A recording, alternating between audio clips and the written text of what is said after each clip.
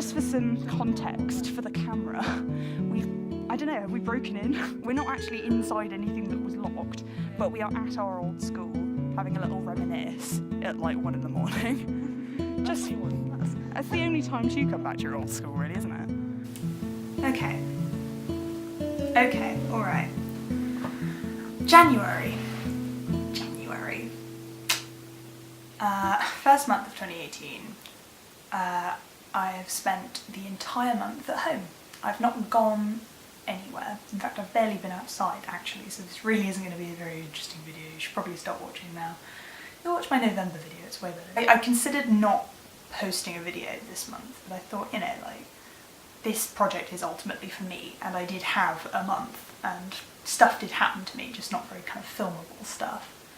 So I'm going to talk about it. This is going to be mostly me talking, so it's not what you're into. You can piss off. Basically, January, it's been very much like a phenomenon that I and many experience every year, and I've kind of been aware of as a period of time for years, and recently discovered there's a name for it. Basically, the crimbo limbo, as it's called, which is the time basically between Christmas, or whenever your relatives leave and that kind of event is over, and New Year's, or whenever you go back to work, this kind of middle period where there's just nothing happening. Everyone kind of stays in, watches the movies and reads the books they got for Christmas, recovers, doesn't go out or spend any money, you know, that kind of thing. And I've always really enjoyed that period of the year, because I love staying indoors and not talking to people, as you know, so it's ideal for me. And also I find it's a really good time to be creative, because when you're not doing anything else, your mind kind of has more opportunity to come up with stuff, which is always nice. So January this year, because I just have no plans, and term restarts on the 5th of February, so I'm going to go back down to uni on the 1st, so I have a few days to settle in. It was just, the whole of January was an extended crimbo limbo, which was great in a lot of ways. Basically, it's been quite a kind of melancholy month in a lot of ways, unsurprisingly. I don't think anyone is shocked that I had a very melancholy month, but you know, just a lot of things kind of prompted this. So I mean, one of the big things was that 2 of my friends who were going travelling for their gap years either left this month, or because I'm going back to uni on the 1st of February, I saw them for the last time and said goodbye to them. But it did make me think I probably should have taken a gap year.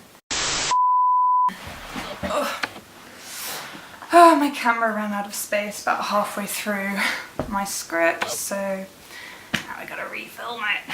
Awesome. Where was I?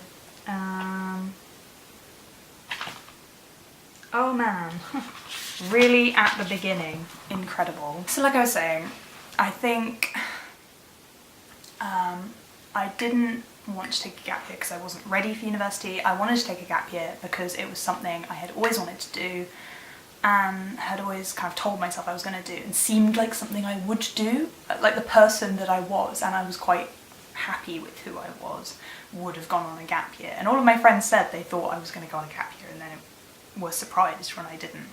So I think I kind of let myself down in kind of not doing that, but then that doesn't make sense, because I was excited to go to university and I want to study film, and I kind of said to myself, it's fine, you know, the summer holidays are so long, and I can travel after uni as well, and the kind of jobs I want to do involve a lot of travel, it's fine. It wasn't the wrong decision, it was just a decision that I made, that I think it's a grass is always greener kind of scenario. But yeah, that obviously there was kind of some thoughts about that, and it made me feel melancholy, and also obviously because my friends were going off on their own, there was a lot of reminiscing about, you know, when we were younger and stuff, so, you know, just one of those kind of things. Do we used to eat outside? When do we eat outside? Occasionally. I remember the kind of Yeah, sixth form induction thing with my form. Me and Maddie were chilling, and that's when we met Alicia. And I was like having a thing about chocolate milk. I was like, "Do you want that?" And Maddie was like, "Fucking have my chocolate. Shut the fuck. I have it. It's fine." And Alicia was like, when we met later on, she was like, "Oh, you're chocolate milk girl." And I was like, "I don't want to be chocolate milk girl." So yeah, and the other thing that made me feel quite melancholy this month was having to attempt some serious adult stuff. Really made me kind of miss being a kid and not having to attempt serious adult stuff. Most prominently having to try and find somewhere to live next year. And essentially because I'm very anxious about everything always, I was like, I want to get this sorted, I'm just going to do it. And I really like overdid it, and I just got completely obsessed, and I found this house and I was like, let's buy it. And the main thing is now that is essentially not going to happen, having all of us paid a deposit and signed a contract and stuff, they called a few weeks later, the letting agency, and said, "Oh, sorry, we've messed up, and the rent's actually higher than you thought it was, significantly.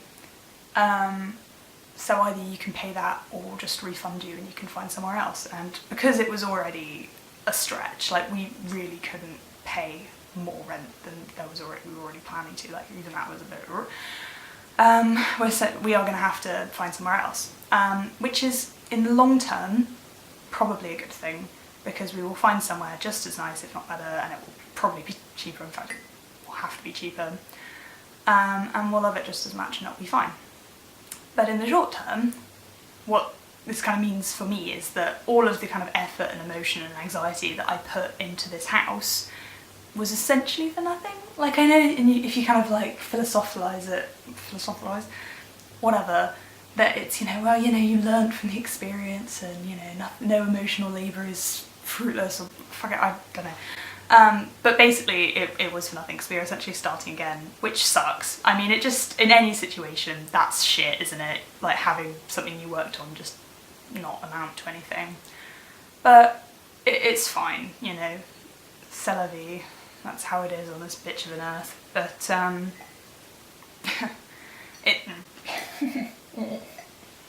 it's fine. We used to, like, when we were on, like, once in the gala concert, we'd come out and play football. Yes. And then I kicked Will Lambert in the shin for saying girls can't play football. It was such... I used to love that. I used to come to a gala concert to play football. I loved it. There's something really lovely about just kind of talking to someone about shared memories. Like, it's so enjoyable. And I think that's probably because things that are in the past feel very simple and happy and stress-free, even though obviously at the time most of the things that happened to you were stressful and confusing, and obviously as being a teenager, especially when you're like 15, 16, it's hugely turbulent. It's a bit rubbish, actually. We all remember feeling miserable when we were 15, like it's just, life was so fucking difficult. But then you look back on it when you're like 19 and you're thinking, nice things happen too. There's so much kind of nice stuff to remember.